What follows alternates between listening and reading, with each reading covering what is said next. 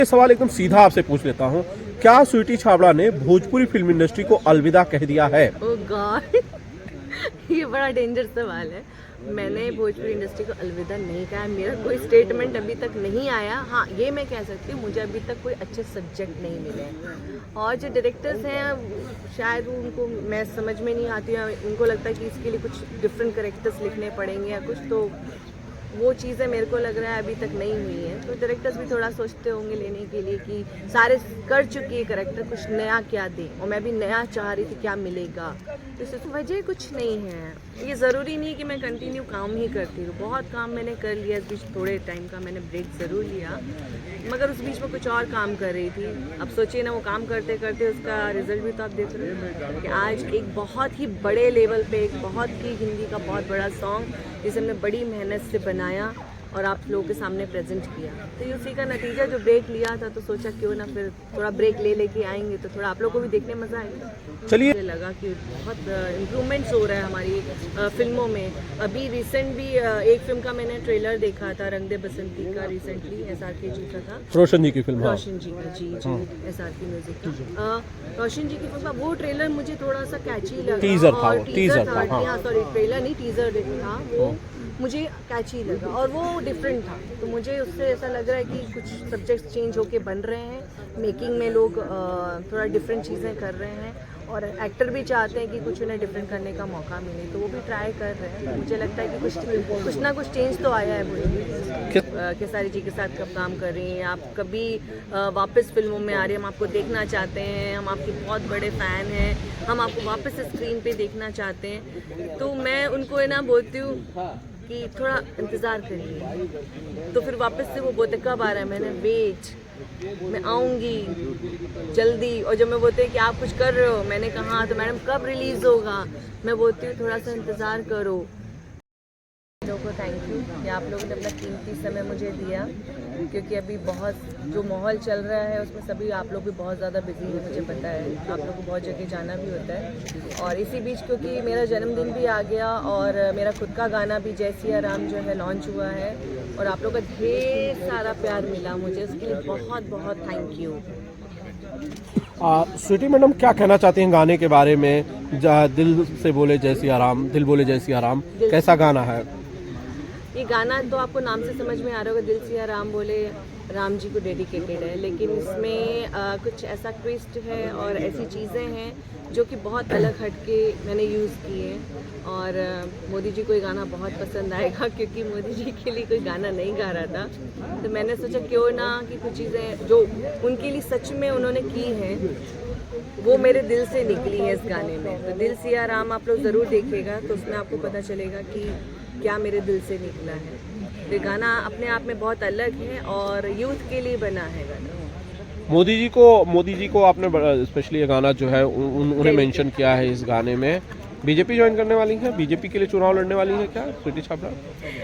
मुझे एक चीज़ समझ में नहीं आती, मतलब कोई इंसान बीजेपी से जुड़ेगा या फिर उस चुनाव में लड़ेगा तभी वो मोदी जी को प्यार करेगा। ये मेरी खुद की अपनी पर्सनल फीलिंग है कि उन्होंने इतनी जो मेहनत की है इस चीज़ के लिए, उनकी वजह से आज पूरा जो देश है, देश में मैं कह रही हूँ विदेश भी, मतलब ऑल ओवर वर्ल्ड राम में हो गया है, भगवा में हो गया है। तो सब लोग अगर वो चीज़ कर रहे हैं तो किसकी वजह से कर रहे हैं? आज मोदी जी की वजह से हम लोगों को ये दिन देखने को मिला कि राम मंदिर बन रहा है, श्री राम भगवान जी वापस से अपने घर में आ रहे हैं, तो बहुत बड़ी बात है। तो उनके लिए अगर मैंने ये डेडिकेट किया है तो ये तो जो लोग हैं उसके अंदर उनको डेडिकेट करना चाहिए था, मुझे लगता है। तो मैंने कर दिया, तो उसमें ये थोड़ी ना कि मैं जुड़ना चाहती हूँ, यानी वो एक सेपरेट इशू है। लेकिन कई सारे लोग उनके खिलाफ भी हैं, वो कहते हैं कि इस पूरे इवेंट को बीजेपी ने हाईजैक कर लिया है और इसे भाजपा का इवेंट बता रहे हैं, इसलिए विपक्ष के ज़्यादातर लोग नहीं जा रहे हैं अयोध्या। क्या होता है ना कि किसी की तरक्की से ऐसा नहीं है कि हर कोई खुश हो। जब कोई चीज़ बनती है तो उसमें बहुत सारे नेगेटिव पॉइंट्स भी लोग जोड़ के खड़े होते हैं। अपोजिशन पार्टी के अपने विचार हैं और वो तो शुरू से ही आपको पता है कि वो तो किसी ना किसी चीज़ में मीन में निकालते ही रहते हैं। मतलब उनको हर मोदी जी की हर चीज़ में उन्हें प्रॉब्लम नज़र आती है। ये सेपरेट इश्यूज़ हैं उनके, और ये जो लड़ाई है वो तो सालों से चली आ रही है, तो उससे किसी को फ़र्क नहीं पड़ रहा। क्योंकि देखिए, जो चीज़ उन्होंने करके दी है और आज जो देश कर रहा है उनकी वजह से, तो ये चीज़ किसी ने तो पहले नहीं की थी। तो अपोजिशन पार्टी कुछ भी बोल ले, अगर उन्होंने ये भगवा में करवाया होता या राम मंदिर का इतना बड़ा आयोजन जो आज हो रहा है, मुझे लग रहा है हर घर में हर जगह लोग जो हैं उसको एक ऐसे सेलिब्रेशन, एक दिवाली हो गया है, तो वो इतने सालों में तो नहीं दिखा ना। स्वीटी जी, फिल्मों के मुद्दे पर एक बार मैं लौटना चाहता हूँ। फिल्मों में मुझे याद है मैंने खुद आपको शूट करते हुए देखा है एक बड़े लेवल पे, और एक बड़ा नाम आपने जो है सिनेमा में इस्टेब्लिश किया है। अब तक का जो सफ़र है स्वीटी जी का, वो कैसा रहा? मेरा सफ़र तो आप लोगों ने देखा ही है और मैं बहुत खुश भी हूँ। मैंने इंडस्ट्री को काफ़ी साल दिए हैं और आज तक मैं काम कर ही रही हूँ और बहुत प्यार मिला है, आप लोगों का भी बहुत साथ मिला है, आप लोग अभी तक जुड़े हुए हैं साथ में। बिल्कुल। और बहुत से चेहरे मुझे दिख रहे हैं जो सालों से मेरे साथ बैठे हुए हैं अभी भी तो आप समझ सकते हैं मेरा सफ़र बहुत अच्छा रहा है और मैं बहुत खुश हूँ कि मुझे भोजपुरी इंडस्ट्री ने एक मुकाम दिया जिसकी वजह से मैं स्वीटी छाबड़ा आज पहचानी जाती है, उनका नाम है। जी स्वीटी, लेकिन पिछले कुछ समय से आप फिल्मों से बहुत कनेक्टेड नहीं हैं। रिसेंट कुछ समय से आप फिल्मों में दिखाई भी नहीं दे रही हैं। क्या कुछ वजह है इसके पीछे की? वजह कुछ नहीं है, ये ज़रूरी नहीं कि मैं कंटिन्यू काम ही करती हूँ। बहुत काम मैंने कर लिया, इस बीच थोड़े टाइम का मैंने ब्रेक ज़रूर लिया, मगर उस बीच में कुछ और काम कर रही थी। अब सोचिए ना, वो काम करते करते उसका रिजल्ट भी तो आप देख रहे हो कि आज एक बहुत ही बड़े लेवल पे एक बहुत ही हिंदी का बहुत बड़ा सॉन्ग जिसे हमने बड़ी मेहनत से बनाया और आप लोगों के सामने प्रेजेंट किया, तो ये उसी का नतीजा। जो ब्रेक लिया था तो सोचा क्यों ना फिर थोड़ा ब्रेक लेके आएंगे तो थोड़ा आप लोगों को भी देखने मजा आएगा। चलिए ये सवाल एकदम सीधा आपसे पूछ लेता हूँ, क्या स्वीटी छाबड़ा ने भोजपुरी फिल्म इंडस्ट्री को अलविदा कह दिया है? ओह गॉड ये बड़ा डेंजर सवाल है।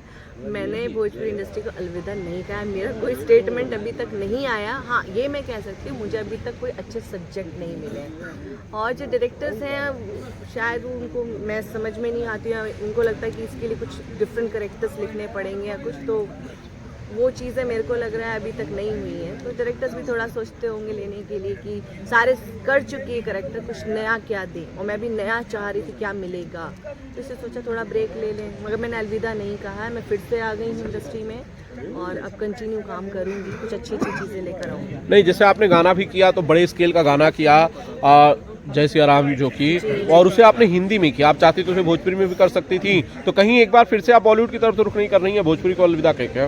नहीं, ऐसा कुछ नहीं है कि मैं बॉलीवुड की तरफ रुख कर रही हूँ। हाँ, ये मैंने एक्चुअली क्योंकि एक गाना जिस तरीके का बना था वो यूथ के लिए बना है और आपको मालूम है कि मोदी जी भी जो है वो यूथ को काफ़ी प्रोत्साहित करते, उन्हें लगता है उनके लिए कुछ होना चाहिए। भोजपुरी का भी गाना आएगा बहुत जल्दी, मगर ये था कि ये गाना जो है वो dedicate to Ram ji and Modi ji के लिए था, तो मुझे लगा कुछ अलग तरीके से बनाया जाए।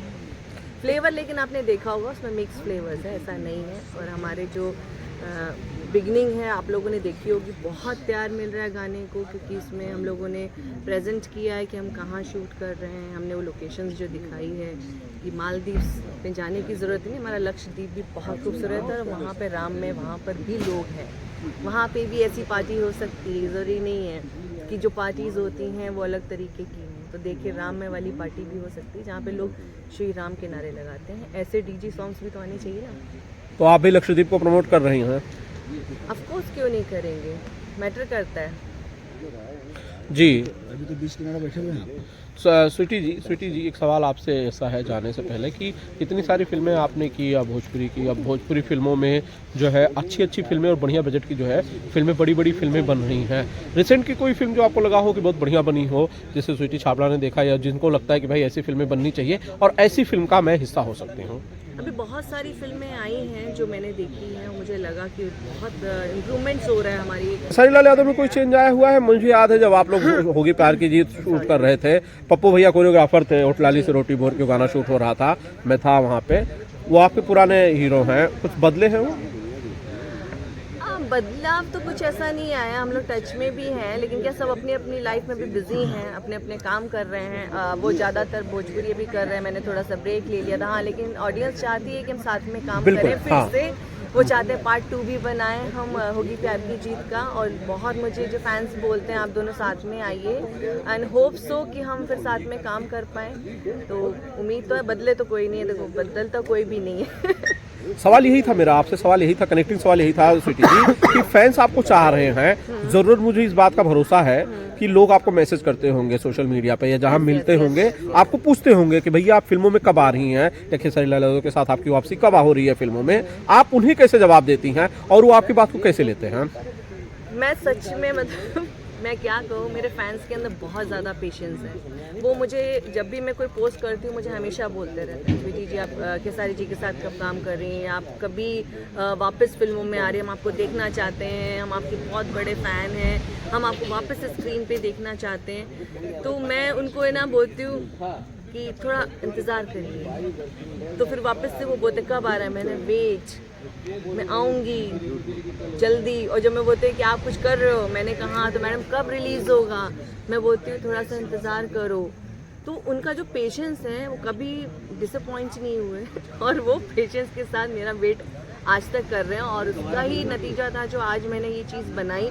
मैंने सोचा उनको एक अच्छी चीज़ मैं गिफ्ट करूं और ये चीज़ मैं उनके लिए लेकर आई। ये शुरुआत है और मेरे फैंस के प्यार के चक्कर में और उनके पेशेंस के चक्कर में मैं आगे और अच्छी अच्छी चीज़ें बना के प्रेजेंट करूँगी और खुश होंगे मेरे फैंस की, नहीं यार चलो आई है तो बहुत अच्छे लेवल पे है। वो चाहते हैं मुझे बहुत अच्छे और डिफरेंट और बड़े लेवल पे, मेरा रिस्पेक्ट करते हैं वो, मुझे बहुत बड़ी मतलब मैं ब्लेस्ड हूँ सीरियसली कि मतलब आर्टिस्टों को मैंने देखा है अलग अलग वे में चीज़ें सुनने को मिलती हैं, बहुत अपने अपने व्यूज़ होते हैं। मुझे जो सम्मान दिया है ना मेरी जो ऑडियंस ने, मेरे फैंस ने, मैं उन सबको दिल से धन्यवाद कहती हूँ कि आप लोग का प्यार है और आप लोग की ब्लेसिंग्स हैं जो आज मैं फिर यहाँ बैठ के इंटरव्यू कर रही हूँ और मेरी गाने का जो लॉन्चिंग हुआ है वो बड़े लेवल पे हुआ और गाना आते ही आप लोगों ने उसको इतना बड़ा प्यार दिया, इतना ज़्यादा प्यार दिया कि गाना सुपर हिट हो गया।